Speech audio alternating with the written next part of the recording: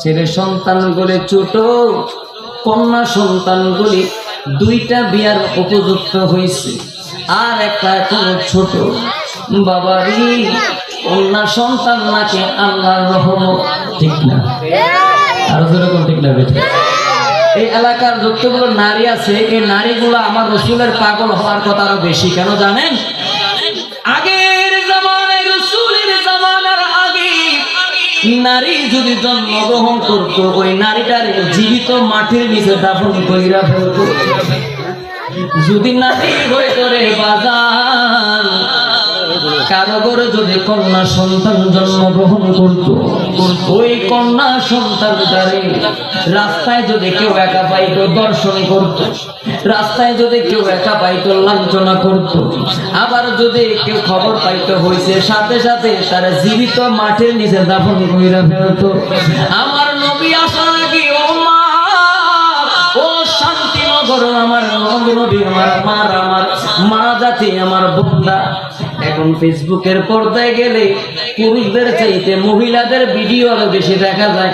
Reels video, TikTok video, live video, আর কত video তারা ছাড়ে। আমার শান্তিনগরী, আমার মারা, আমার বোনরা, একটু কান পাইতা শুইনা নাও। আমার নবীর জামানার আগের জামানায় যখন নারী সন্তান জন্মগ্রহণ করত, ওই নারীটারে জীবিত মাটির নিচে দাফন করে ফেলা হতো। ওই নারীটারে ইজ্জত হারা কইরা রাস্তার মধ্যে লাইতে দিত, ওই নারীটারে বাজারের ভিতরে বিক্রি কইরা দিত।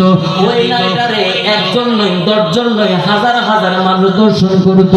আমার নবীর আশ্বাসার করি, আমার নূরের নবী আসার পরে মারে। أعوذ بالله من الشيطان الرجيم بسم الله الرحمن الرحيم আমার আল্লাহ, আপনার আল্লাহ সূরাতুল নাসরের ভিতরে আমার আল্লাহ বলছেন ওয়াল নাসরি, আল্লাহ বলতেছেন সময়ের কসম। আমার আল্লাহ সময়ের কসম কাটলেন। আর অনেক কিছু আছে, ওরগুলোর কসম না কেটে আমার আল্লাহ সময়ের কসম কাটলেন। কেন? কারণ মানুষের জীবনে সময়টা বড় গুরুত্বপূর্ণ, ঠিক না বেঠিক? আপনি আমি চাইলে গতকালকের সময়টারে পাইনা আনতে পারবো না। আপনি আমি চাইলে যে সময়টা চলে গিয়েছে, ওই সময়টা আনতে পারবো না। সময়টা মানুষের জীবনের জন্য অনেক গুরুত্বপূর্ণ বিষয়। জন্য আমার আল্লাহ, আপনার আল্লাহ সময়ের কসম কেটেছেন। আমার আল্লাহ বলছেন ওয়াল নাসরি, সময়ের কসম, ইন্নাল ইনসানা লাফি খুসর, নিশ্চয়ই মানুষগুলি বিপদের মধ্যে আছে। আল্লাহ বলতেছে মানুষ কি বিপদের মধ্যে আছে। এখন আপনারা যারা বলছেন, আপনারা কি মানুষ মনে গেছে? আওয়াজ করে দাও, আওয়াজ আরো করে দিতে হবে। তাহলে আমরা মানুষ না? আল্লাহ ফতোয়া দেয়, আল্লাহ ওয়াজ করি, নিশ্চয়ই মানুষ ক্ষতির মধ্যে আছে। এখন কোথায় যাইবেন? আল্লাহ তো বইলা দিল আমরা ক্ষতির মধ্যে আছি, আমরা বিপদের মধ্যে আছি, পথের মধ্যে আছি। এখন করে কি উপায়? আমার আল্লাহ পরের আয়াতে বলতেছেন ইন্নাল্লাযীনা আমানু, সুবহানাল্লাহ, আমার আল্লাহ বলছেন সময়ের কসম, নিশ্চয়ই মানুষগুলি বিপদের মধ্যে আছেন, তবে 2 শ্রেণীর মানুষ ব্যতীত। সুবহানাল্লাহ। একটা হলো যারা ঈমান এনেছে, ইন্নাল্লাযীনা আমানু, আরেকজন হলো সলিহিন ওয়া আমিলুস সলিহাত, যারা নেক কর্ম অর্থাৎ ভালো কাজ করেছে, ঈমান এনেছে এবং যারা ভালো কাজ করেছে। মানুষ ব্যতীত আমার আল্লাহ বলতেন সমস্ত মানব জাতি বিপদের মধ্যে আছে। উচ্চ আওয়াজে বলুন না সুবহানাল্লাহ। এখন আপনারা বলেন, আপনারা যারা এখানে বসছেন তারা ঈমান আনছেন? ঈমান আনছেন নি? নাকি সন্দেহ আছে? এখানে কি একটা বেঈমান বসছে? হিন্দু, খ্রিস্টান, বৌদ্ধ কেউ তো বসে না, আমরা মুসলিম বসেছি, ঠিক না বেটি? আল্লাহ বলছেন দুই শ্রেণীর মানুষ ব্যতীত বিপদের মধ্যে আছে, ক্ষতির মধ্যে আছে। এক নাম্বার যারা ঈমান এনেছে, তার মানে আমরা ক্ষতির মধ্যে আসিনি, নাই। বন্ধুরে আমার, এ আমার শান্তিনগর নবীর পাগলেরা, আল্লাহর প্রেমিকেরা, মহব্বতের কানটা লাগাইয়া দেন, মহব্বতের কানটা লাগাইয়া দেন। বাজার ডানে বামে যাব না। যারা কথা বলতেছেন তাদেরকে চোখের ইশারা দিয়ে কথাটা বন্ধ কইরা দেন। আধা ঘন্টার সময় নিয়েছি, তার বেশির মধ্যে আমি যাব না। ঈমান এনেছে, আল্লাহ বলেছেন যারা ঈমান এনেছে, ঈমানটা বড় মূল্যবান সম্পদ রে বাজান, ঈমানটা বড় মূল্যবান সম্পদ রে বাজান।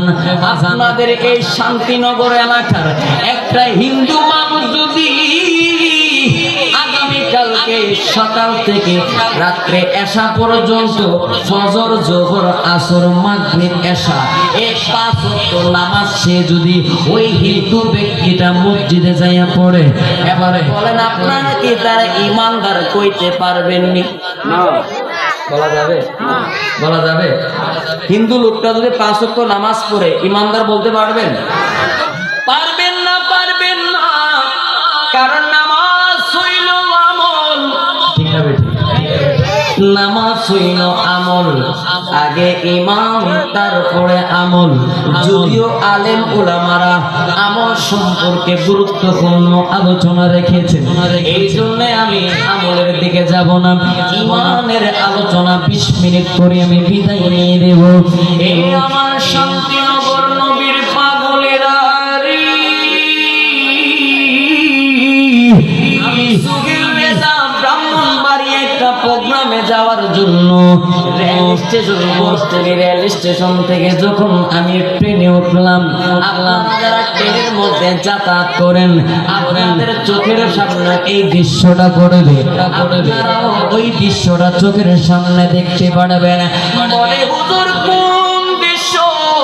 আপনি আমি যখন ট্রেনের মধ্যে যখন বৈশা যাব, ট্রেনটা যখন ছেড়ে দিবে, ওই ছাড়ার পরে আপনার আমার সামনে এবং পুরা বগির মধ্যে একটা না একটা ফকির ভিক্ষা নেওয়ার জন্য আসবে, ঠিক না?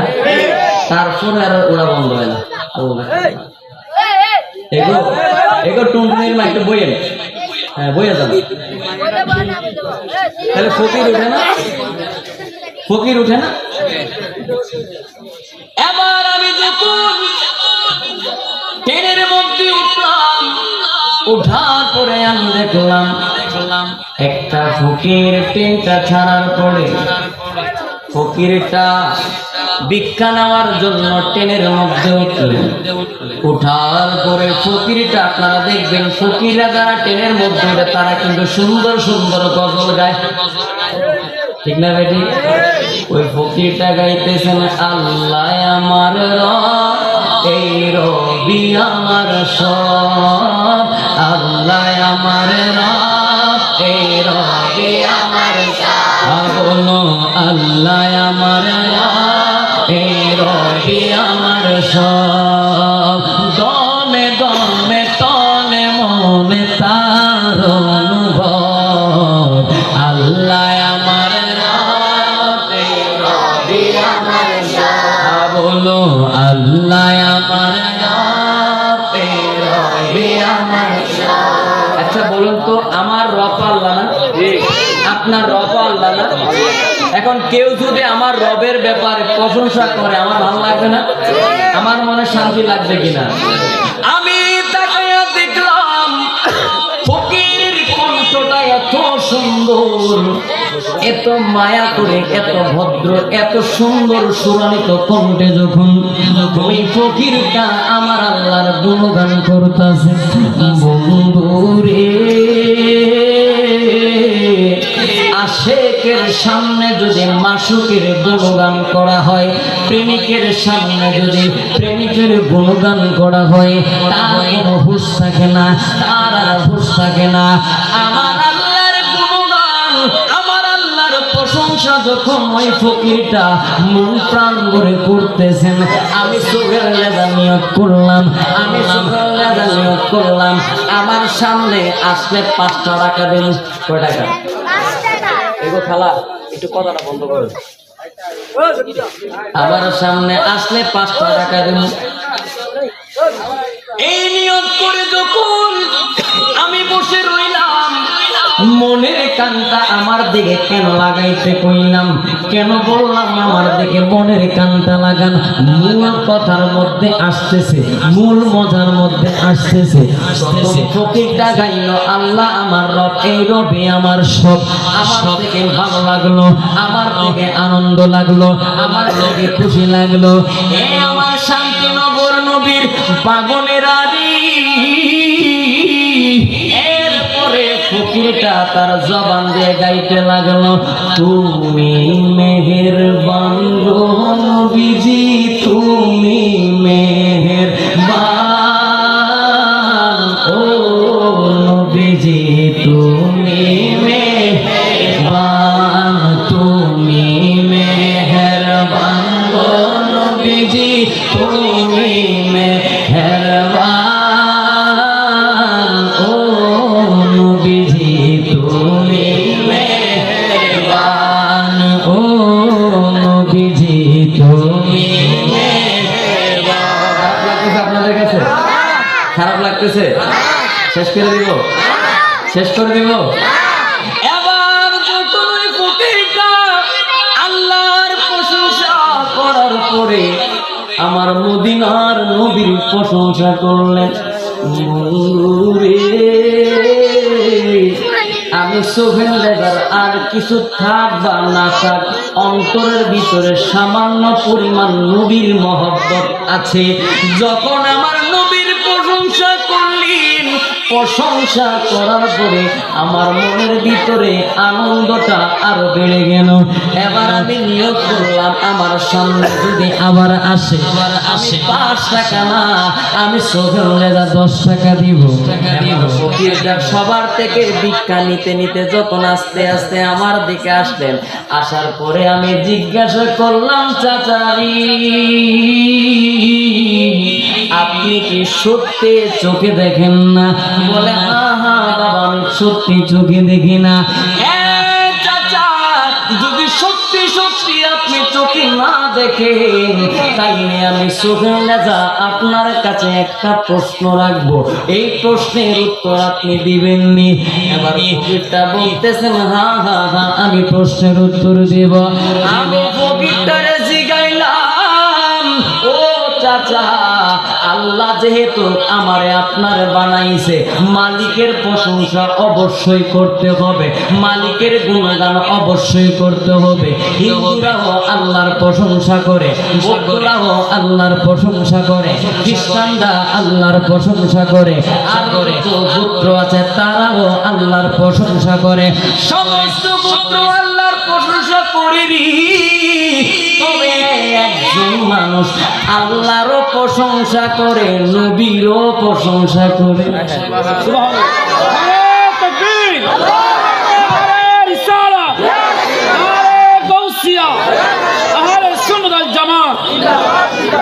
আল্লাহরও করে, নবীরও। বলেন তো তারা কারা? তারা আর কেউ না, তারা হইল আল্লাহ মনোনীত ইসলাম ধর্মে যারা দাখিল হয়েছে। সুবহানাল্লাহ। আমরা যারা এখানে বসেছি, আমাদের ডাইনে বামে আর কোন ধর্ম নাই, আমাদের ধর্ম হইল মদিনার নবী যে ধর্মটা দিছে ওই ধর্ম। কথা বলুন না ঠিক না বেঠি?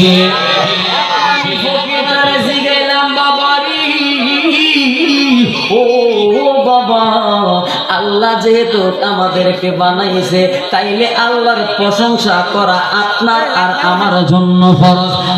আল্লাহর প্রশংসা সবাই করতে পারে, কিন্তু আমি দেখলাম আপনি আমার নবীর প্রশংসা করেছেন, আমি দেখলাম আপনি নবীর প্রশংসা করেছেন।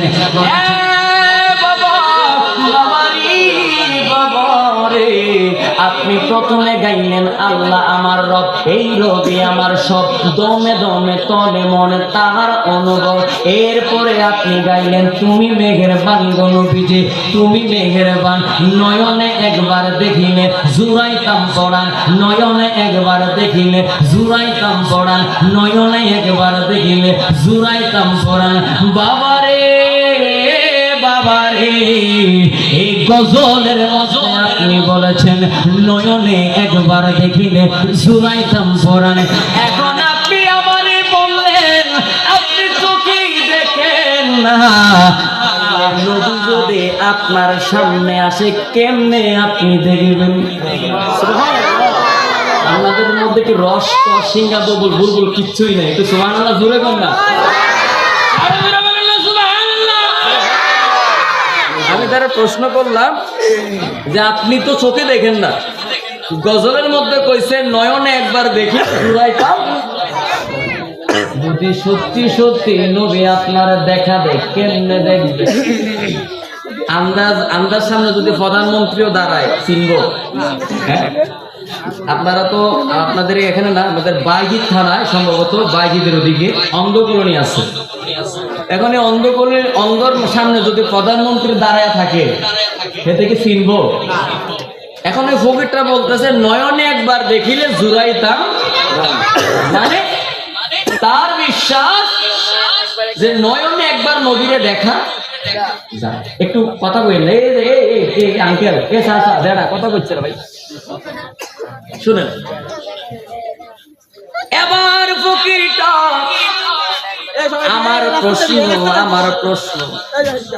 আমার প্রশ্নটা শুই না, ফকিরটা একটা আতঙ্কিত হয়ে গেলেন। ফকিরটা একটু আতঙ্কিত, না ভাই থাক থাক সমস্যা নাই, শেষের দিকে তো যে দাঁড়ায় শান্তি পাই গেলে দাঁড়ায় থাকে, সমস্যা নেই। আপনারা ওই রাস্তার মানুষগুলো একটু যাতায়াতের সুযোগ করে দিন, বাস একটু দূরে সরে পড়েন। আল্লাহুম্মা সাল্লি আলা মুহাম্মাদিন নাবিয়িনা মাওলানা মুহাম্মাদ আল্লাহুম্মা সাল্লি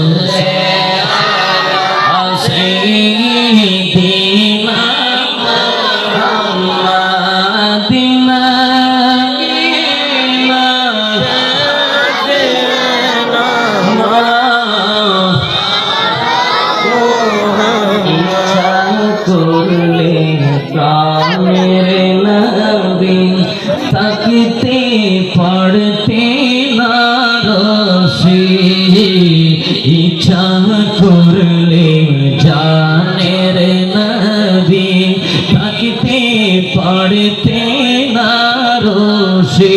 হায়রে উম্মতিরি মায়ায় পড়ে শুয়ে আছেন মদিনা। আল্লাহুম্মা আলা সাইয়্যিদিনা মুহাম্মাদিন নাবিয়িনা শাফি'না মাওলানা মুহাম্মদ। মারহাবা। আর কথা করছে রে ভাই, আর কথা করছে।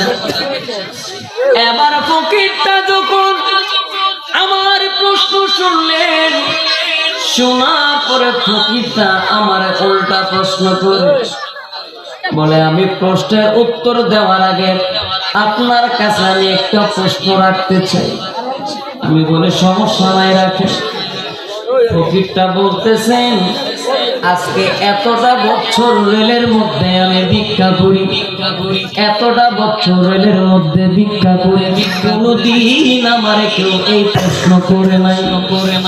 আপনি যেভাবে আমার প্রশ্ন করলেন আমার মনে হয় আপনি হয়তো একজন আলেম আর নয়তো একজন মাদ্রাসার ছাত্র। আমি কইলাম বাবাজি আমি আলেম হইতে পারি নাই, তবে আলেমের সঙ্গ আমি ছাড়ি নাই। এবার বকি আহের আবুলার কিলে ডাকস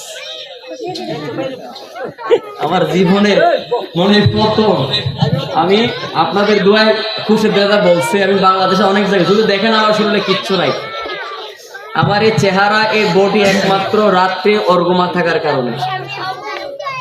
আপনাদের দোয়ায় বাংলাদেশে অনেক গত 4 দিন আগে আমি নবীনগর, আপনারা চিনেন মনে হয় নবীনগর বাঙ্গরা, সেখান থেকে আমি আসছি। অনেক কষ্ট হয়েছে যাইতে, শীতের রাত না, এদিকে বেশি ঠান্ডা, ওখান থেকে আসছি।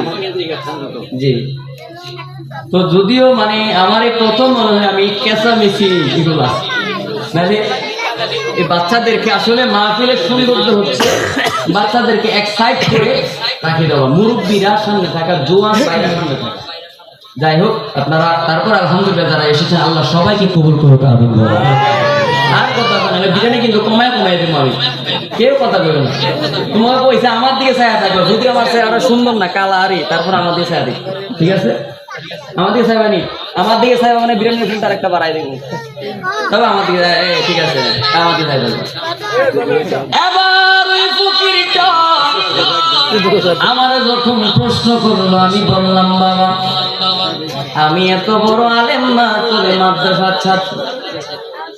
এবার ফকিরটা বলতেছেন তাইলে আপনার প্রশ্নের উত্তর আমি দিতে পারবো না। আমি বললাম হ্যাঁ দেন, মহব্বতের কানটা লাগান। ফকিরটা কেমন মহব্বত করে আর আমি আপনি নবীরে কেমন মহব্বত করি। ওই ফকিরটা আমার জিজ্ঞাসা করলো আপনার প্রশ্নের উত্তর আমি দিতে পারবো না। আমি বললাম হ্যাঁ, আমি যেহেতু প্রশ্ন করেছি উত্তর তো আপনারে দিতেই হবে। এবার ফকিরটা আমার ডাক দিয়ে কয় বাবারি যদিও আল্লাহ আমার চোখের আলো দেয় নাই, আল্লাহ আমার 3টা কন্যা সন্তান দান করেছেন, একটা ছেলে সন্তান দান করেছে। ছেলে সন্তানগুলি ছোট, কন্যা সন্তানগুলি 2টা বিয়ার উপযুক্ত হয়েছে আর একটা এখনো ছোট। বাবারি কন্যা সন্তান নাকি আল্লাহর রহমত, ঠিক না? আরো যেরকম ঠিক না বেঠিক? এই এলাকার যতগুলো নারী আছে এই নারীগুলো আমার রসুলের পাগল হওয়ার কথা আরো বেশি। কেন জানেন?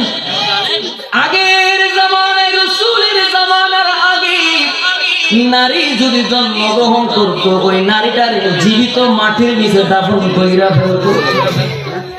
যদি নারী হয়ে করে বাজার কারো ঘরে যদি কন্যা সন্তান জন্মগ্রহণ করতো, ওই কন্যা সন্তানটারে রাস্তায় যদি কেউ একা পাইতো দর্শন করত, রাস্তায় যদি কেউ একা পাইতো লাঞ্ছনা করত, আবার যদি কেউ খবর পাইতো হয়েছে সাথে সাথে তারা জীবিত মাঠের নিচে দাফন কইরা ফেলতো।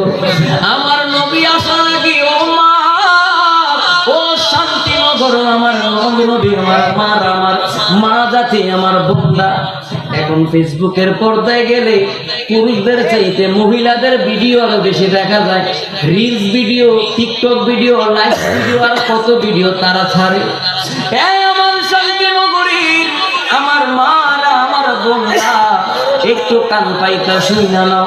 আমার নবীর জামানার আগের জামানায় যখন নারী সন্তান জন্মগ্রহণ করতো ওই নারীটারে জীবিত মাটির নিচে দাফন করে ফেলা হতো। ওই নারীটারে ইজ্জত হারা কইরা রাস্তার মধ্যে লাইতে দিত, ওই নারীটারে বাজারের ভিতরে বিক্রি কইরা দিত, ওই নারীটারে 1 জন নয় 10 জন নয় হাজার হাজার মানুষ দর্শন করত। আমার নবীর আশ্বাস আর করি, আমার নবীর নবী আসার পরে মারে তোমাদের স্থানটারে কোথায় রাখছে জানো নি?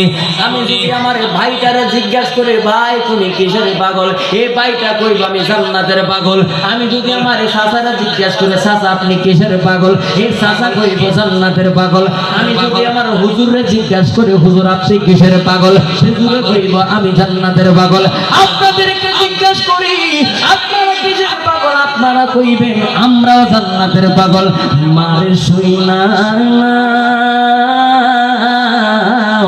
সারা পৃথিবী জান্নাতের জন্য পাগল, আর ওই জান্নাতটা আমার আল্লাহ তোমার পায়ের নিচে রাইখা দিছে।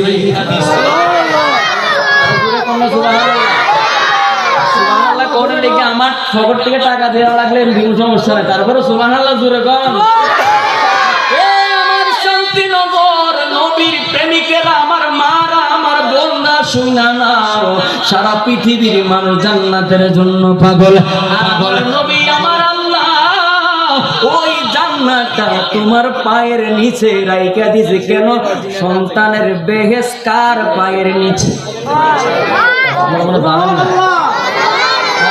কার পায়ের নিচে? আরো জোরে বলেন, কার পায়ের নিচে? মা আসেনি আপনাদের? হাত তোলেন। আল্লাহ আকবার, আল্লাহ আকবার। সবার মা আছে? হাতটা নামান। ওরে সবার আগে মায়ের দোয়া কবুল করে দয়াল আল্লাহ, মায়ের দোয়া বিফলে যায় না গো।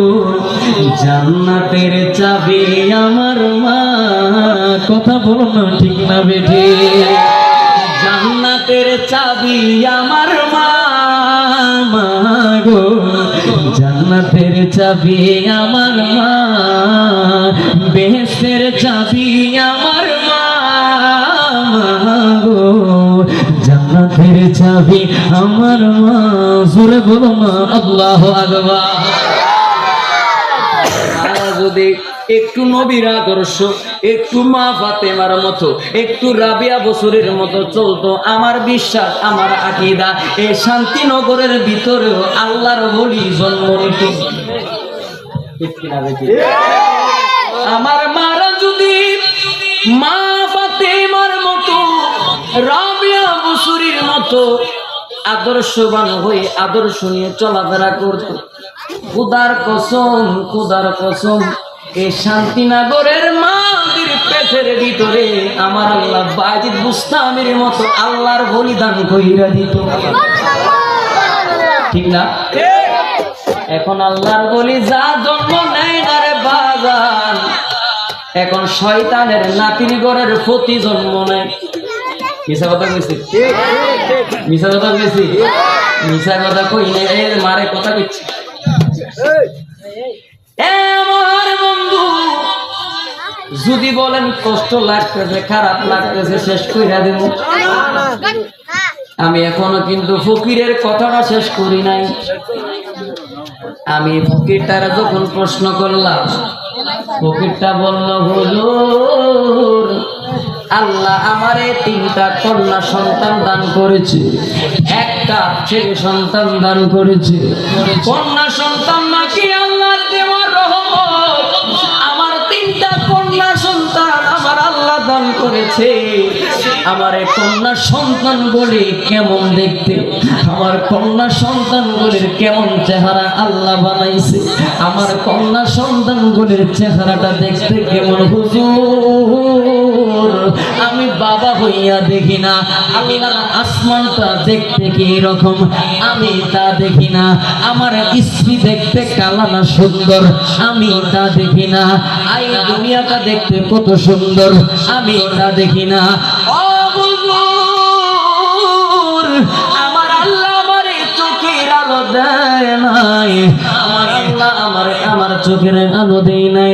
আমি যখন গজল গাইতেছিলাম নয়নে একবার দেখিলে জুড়াইতাম পড়ান। আপনি আমার গজলের ভিতরে চোখ ধরছেন, আপনি আমার গজলের ভিতরে বাম হাত গলাইয়া দিছেন। আপনি আমারে প্রশ্ন করছেন নবী যদি আমার সামনে আসে আমি নবীরে দেখবো কেমনে, আমার চোখের মধ্যে আলো নাই। ও হুজুর আপনি কি জানেন না আশেক যদি মারা যায়, আশেক যদি মারা যায় ওই আশেককে দেখার জন্যে আমার মদিনার নবী তার কবরের ভিতরে আইসা। সুবহানাল্লাহ। তুমি জীবন তুমি মরণ আদার গলে তুমি আপন, তুমি জীবন তুমি মরণ আদার গলে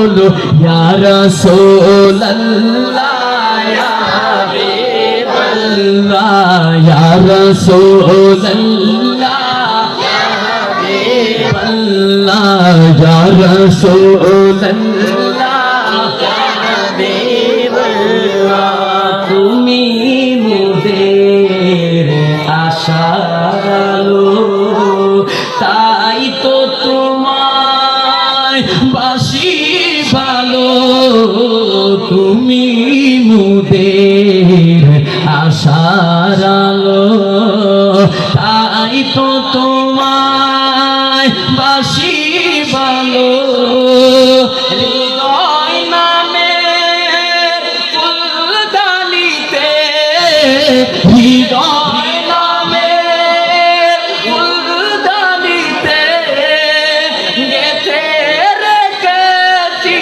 প্রেমের মালা ইয়া রাসূলুল্লাহ ইয়া হাবিবাল্লাহ ইয়া রাসূলুল্লাহ ইয়া হাবিবাল্লাহ। এই মাহফিলে মাশাআল্লাহ অনেক মানুষ হয়েছে, আমি আশাও করি যে হবে, তারপর আলহামদুলিল্লাহ অনেক হয়েছে। সবাই যদি আওয়াজ করে আমার রসুলকে ডাক দেয়, বাজির থানার পুলিশে ধরে নিয়ে যাবে? খোদার কসম, রসুলরা ডাক দিবেন, আমার আল্লাহ খুশি হয়ে যাবে। আজকে আল্লাহরা খুশি করার জন্য আমরা এখানে আসি নাই? একটু মহাব্বতে, সবাই একটু মহাব্বতে, এই আওয়াজটা যেন মদিনা পর্যন্ত চলে যায়। সবাই মহাব্বতে ইয়া রাসূলুল্লাহ ইয়া রাসূলুল্লাহ ইয়া রাসূলুল্লাহ তুমি জীবন তুমি মরণ বলো তুমি জীবন তুমি মরণ আধার গরে তুমি আপন তুমি জীবন আধার গরে তুমি আপন তুমি মোদে পারে তরি তুমি মোদে পারে তরি তুমি নিদানে তরানে বালা বলো ইয়া রাসূলুল্লাহ মাশাআল্লাহ ইয়া রাসূলুল্লাহ ইয়া হাবিবাল্লাহ মারহাবা বলুন না মারহাবা। পিতারে প্রশ্ন করলাম, প্রশ্নের উত্তর আমারে কেমনে দেখেন। ফকিরটা বলতেছেন হুজুর আপনি কি জানেন না, আপনি কি শুনেন নাই, আশেক যদি মারা যায় ওই আশেকের কবরের ভিতরে মদিনার নবী হাজির হয়ে যায়।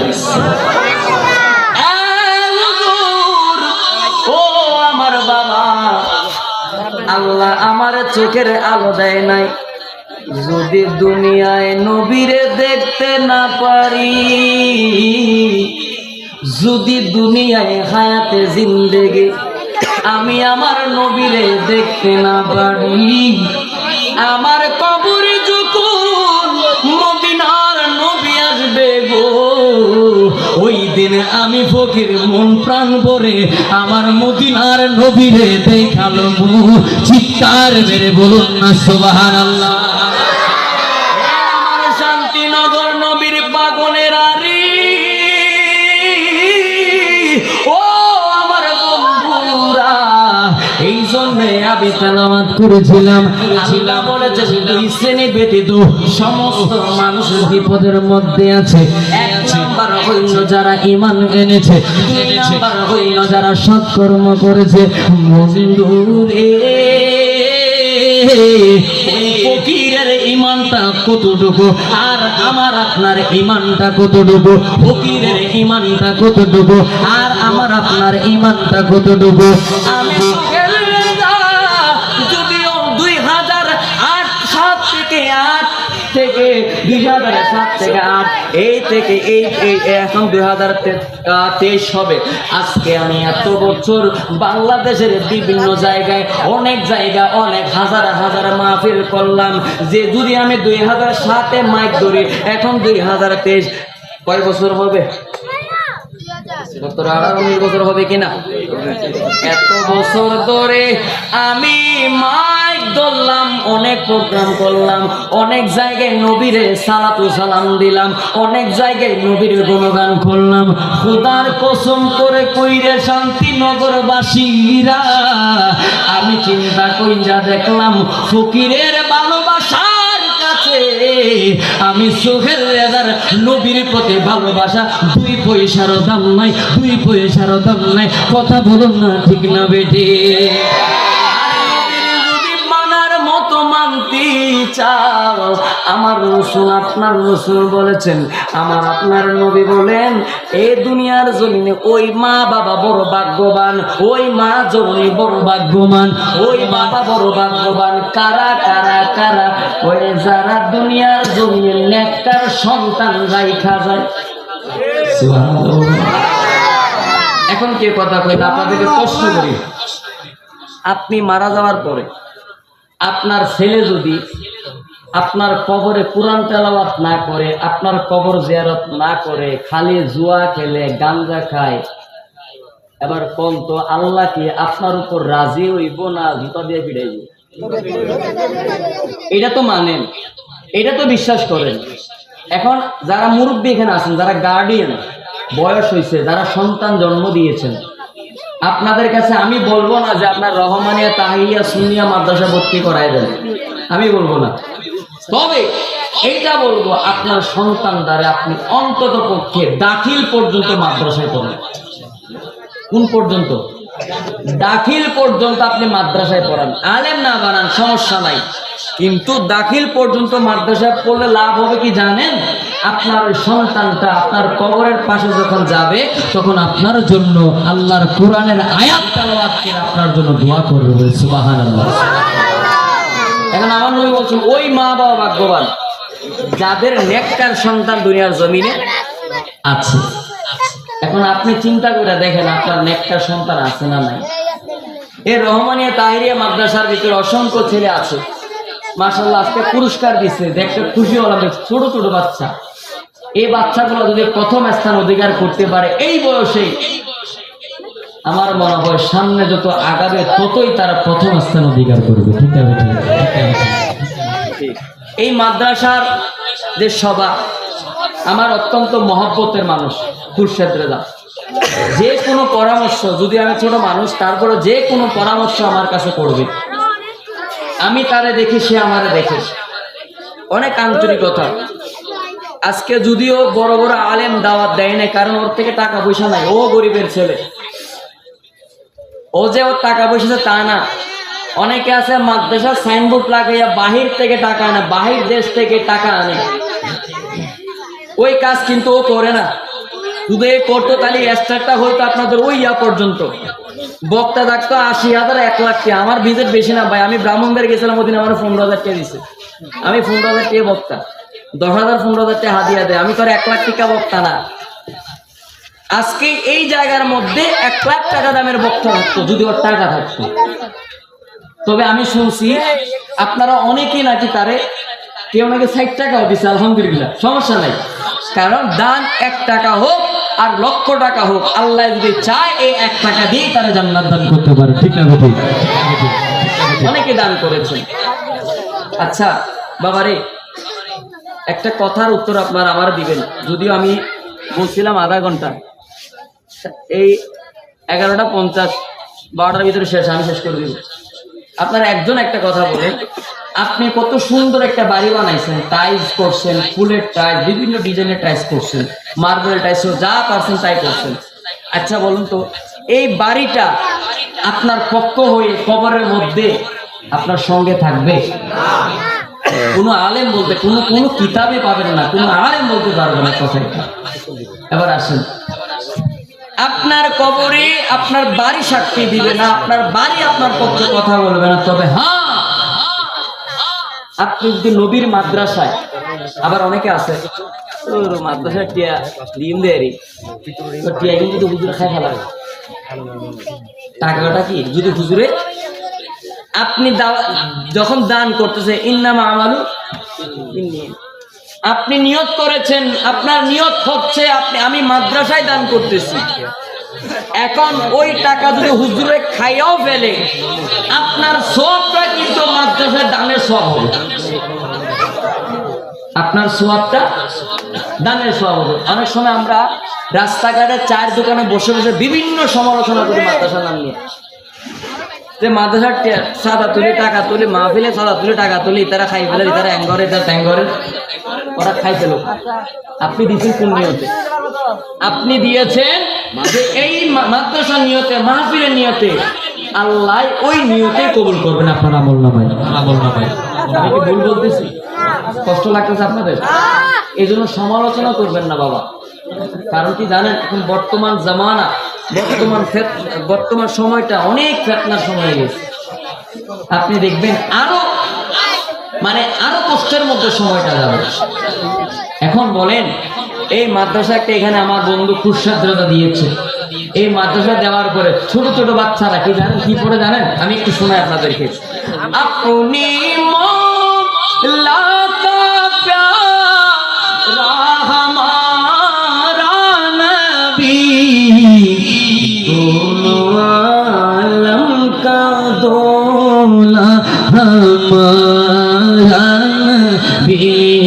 सबसे आला हमारा नबी सबसे वाला हमारा नबी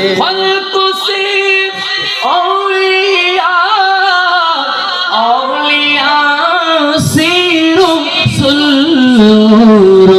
सोलों से आला हमारा नबी सबसे आला हमारा नबी। এটার অর্থটা জানেন? এটার সবচেয়ে আওলা মানে সবার উপরে, সবচেয়ে বালা সবার শ্রেষ্ঠ আমার নবী।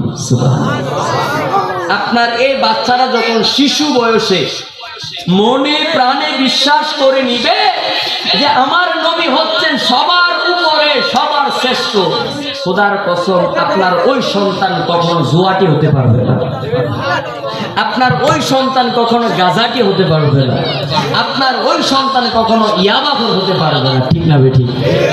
যেই সন্তান ছোট বয়সে আমার রসুলের আদর্শ, আমার রসুলের মহাব্বত, আমার রসুলের ভালোবাসা, আমার রসুলের প্রেম তার অন্তরের ভিতরে ধারণ করতে পারবে, সে বড় আলেম না হতে পারুক, সে বড় হাস্তি না হতে পারুক, অন্তত পক্ষে সে তার মা বাবার মনের ভিতরে কষ্ট দিবে না। ঠিক না বেঠিক?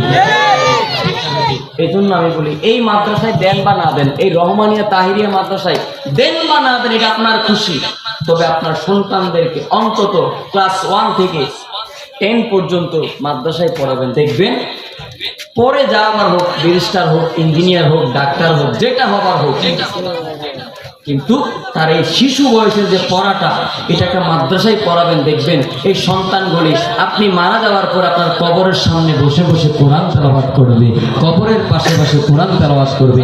একটু আগে যে আমি নাতের রসুলটা আপনাদেরকে পড়িয়ে শুনিয়েছি, আপনি পৃথিবীতে যত নাতের রসুল জন্ম হবে, পৃথিবীতে যত নাতের রসুল আসবে যাবে, কোন নাতের রসুল আল্লাহর দরবারে কবুল হোক বা না হোক, এই আলা হযরতের এই কালামটা আল্লাহর দরবারে সরাসরি কবুল হয়ে গেছে। সুবহানাল্লাহ। এবার ওই আলা হযরত কেমন আলা হযরত জানেন? 2 মিনিটে বলতেছি। আমার আল্লাহ হযরত, এই আলা হযরতকে উনার যখন সাকারাতের সময় হয়ে গেছে, উনার যখন মরণের সময় হয়ে গেছে, দুনিয়া থেকে যেদিন উনি যখন বিদায় নিবে তিনি টের পেয়ে গেছেন। ইমানদার বান্দারা আগে থেকে টের পেয়ে যায়।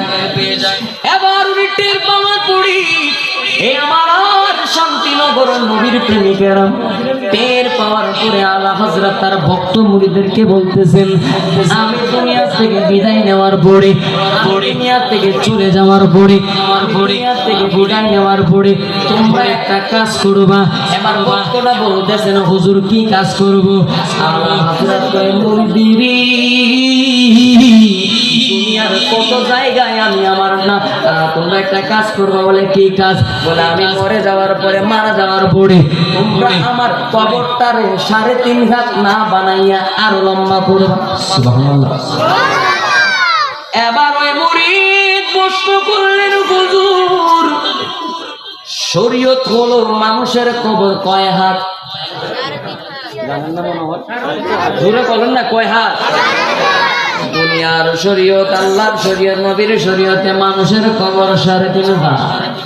কিন্তু আপনি কইলেন আপনার কবরটার 3.5 হাত না বানাইয়া আপনি যতটুকু লম্বা আপনার কবরটারে অতটুকু লম্বা করে বানানোর জন্য কেন কেন কেন কেন? আমার আলা হযরত ডাক দিয়া কয়, মুরিদেরি, ও আমার মুরিদ, আমি কেন আমার কবরটারে লম্বা বানাইতে কইছি জানুনি? আমি আলা হযরতরে আমার আল্লাহ 2টা হাত দান করেছে। আমি আলা হযরতে আমার আল্লাহ 2টা হাত দান করেছি। একটা হাত দিয়া আমি আমার রাসূলের প্রশংসা লিখি, আর একটা হাত দিয়া যারা রাসূলের বিরোধিতা করে তাদের বিরুদ্ধে কলম ধরে। আমার হযরত কয়, আমার মুরিদিরা, আল্লাহ আমার যে জ্ঞান বুদ্ধি দিয়েছেন ওই জ্ঞান বুদ্ধির আগে পিছে আমি আমার রাসূলকে সামনে রাখি। সুবহানাল্লাহ, সুবহানাল্লাহ বলুন না। আমার শান্তিনগরের বাসীরা, নবীর প্রেমটা লইয়া কবরে যান, দেখবেন সব জায়গায় আপনি ফাঁস করে ফেলছেন। নবীর প্রেম নাই, নবীর ভালোবাসা নাই, সব জায়গায় আপনি আটকে গেছেন। আল্লাহ ডাক দিয়া বলে, মুরিদ, ও মুরিদ, আমার জীবনে কত মিলাদ মাহফিলে গেলাম, আমার জীবনে কত জায়গায় আমি আমার রাসূলকে দাঁড়ায়া দাঁড়ায়া সালাম দিলাম। আচ্ছা বলেন তো, আমরা কিয়ামের মধ্যে রাসূলকে দাঁড়ায়া সালাম দিই না? দেই না? এটা কেন দেই? আদবের জন্য, ঠিক না? বৈশা দেওয়া যায়, বৈশাও কি দেওয়া যায়? আচ্ছা, কথার আওয়াজটা মনে বেড়ে গেছে আবার একটু। বৈশাও রাসূলকে সালাম দেওয়া যায়। এখন বলেন তো, এই মাহফিলে যদি এখন এই বর্তমানে এই মাহফিলে যদি বর্তমান কমিশনার আসে, আমাদের মোবারক সাহেব মনে হয়, মোবারক না, বর্তমান কমিশনার সাহেব আছে, আচ্ছা বলুন তো আমি কি বসে থাকতে পারবো? আমাকে অন্তত এইভাবে দাঁড়াইতে হবে না? এইটাই তো আদব, ঠিক না? কমিশনারের সম্মানে যদি দাঁড়াইলে সমস্যা না হয়, নবীর সম্মানে দাঁড়াইলে সুলতানি হয়। ঠিক না বেঠি? ঠিক না বেঠি? নবীর পাগলিরা মহব্বতের কানটা লাগাইয়া দেন। পৃথিবীর কত জায়গায় আমি আমার রাসূলকে দাঁড়াইয়া দাঁড়াইয়া সালাম দিছি, কত জায়গায় রাসূলকে দাঁড়াইয়া দাঁড়াইয়া সালাম দিছি। আমি আল্লাহ হযরত মারা যাব, দুনিয়া থেকে বিদায় নিয়ে চলে যাব, আমি যখন কবরের মধ্যে যাব, আমি যখন 3.5 হাত মাটির নিচে চলে যাব, আমি মাটির নিচে যাওয়ার আগে, মাটির নিচে যাওয়ার পরে আমার আত্মীয় স্বজন তোমরা মুরিদরা যার বাড়ির মধ্যে পৌঁছানোর আগে আমার কবরের মধ্যে আমার রাসূল হাজির হয়ে যাবে। আমার কবরে আমার রাসূল যদি হাজির হয়ে যায়, আমি আলা হযরত কেমনে বৈশা বৈশা নবীরে সালাম দিব? দাঁড়ায়া সালাম দেওয়ার জন্য আমি বলেছি আমার কবরটারে আমি যতটুকু লম্বা অতটুকু লম্বা কইরা দিবা। আমার রাসূল আমার কবরে আসা মাত্র রাসূলকে দেখা দেখা, ইয়া নবী সালাম আলাইকা, ইয়া রাসূল সালাম আলাইকা বলে বলে যেন আমি আমার রাসূলের স্বাগতম জানাইতে পারি। আমার কবরটারে আমি যতটুকু লম্বা ততটুকু বানাইয়া দিবা। চিৎকার মেরে বলুন না ইয়া রাসূলুল্লাহ, জোরে বলুন না ইয়া রাসূলুল্লাহ। কালামটা এই মাদ্রাসার মধ্যে প্রতিদিন সকালবেলা কুরআন তেলাওয়াতের করে পড়ানো হয়। এখানে বলা হয়েছে খলকসে আউলিয়া, মানে পৃথিবীর জমিনে যত ওলিরা আছে, খলকসে আউলিয়া, আউলিয়া সে রাসূল, অর্থাৎ পৃথিবীর জমিনে যত ওলিরা আছে ওলির চাইতে শ্রেষ্ঠ হলো রাসূল। ঠিক না বেঠিক? এবার আমার আলা হযরত বলতেছে ওলির চাইতে শ্রেষ্ঠ হলো রাসূল, আর রাসূলদের শেষ চাইতে শ্রেষ্ঠ হলো আমার নবী। সুবহানাল্লাহ। এই প্রেমগুলো যখন এই মাদ্রাসার মধ্যে শিক্ষা দেয় আমার বাজান, আমি জানি না আমি সোহেল রেজার আলোচনা আপনাদের কাছে কতটুকু ভালো লেগেছে, তবে আমি এতটুকুই বলবো, যদি অন্তরের মধ্যে আমি সোহেল রেজার একটু আলোচনা আপনাদের মনের মধ্যে লেগে যায়, আমি বলবো আপনার সন্তানরা আপনি মাদ্রাসায় দেবেন। কারা কারা দিতে রাজি আছেন মন থেকে এখন যে আমি বলবো না এই মাদ্রাসায় দেন, যে কোনো মাদ্রাসায় কারা কারা আপনার সন্তানদের বা সন্তান হয় নাই ভবিষ্যতে আল্লাহ দান করলে মাদ্রাসার মধ্যে পড়াবেন, একটু আত্মা তুলে দেখেন তো। আল্লাহ কবুল করে আমিন বলেন, আরো জোরে বলুন না আমিন। আবার আসেন, আমি বলছিলাম যে বাড়ির কথা, আপনি অনেক টাকা দিয়ে একটা টাইসের দাম 100 টাকা, 200 টাকা, 300 টাকা, 400 টাকা, 500 টাকা, 1000-এর উপরও একটা টাইসের দাম আছে, ঠিক না বেঠিক আছে না? আপনি বাড়ির মধ্যে অনেক জাঁকজমক অনেক কিছু করলেন, রং করলেন, অনেক সুন্দর সুন্দর রং ডিজাইন দিয়া আপনার ডেকোরেশন দিয়ে আপনার বাড়িটা আপনি সাজাইলেন। এই বাড়ি সাজানোটা আপনার কবরের মধ্যে 1 পয়সারও দাম আনবে না। তবে আপনি যদি কোনো মাদ্রাসা উন্নয়নের জন্য কিছু টাকা, যতটুকু আপনার তৌফিক, হ্যাঁ আমার তৌফিকে 1 টাকা আছে, আমার তৌফিকে 1 টাকা আছে, আমি 1 টাকা দিই, নিয়ত থাকবে কি আমি রসুলের বাগানে আমার এই দানটা দিচ্ছি।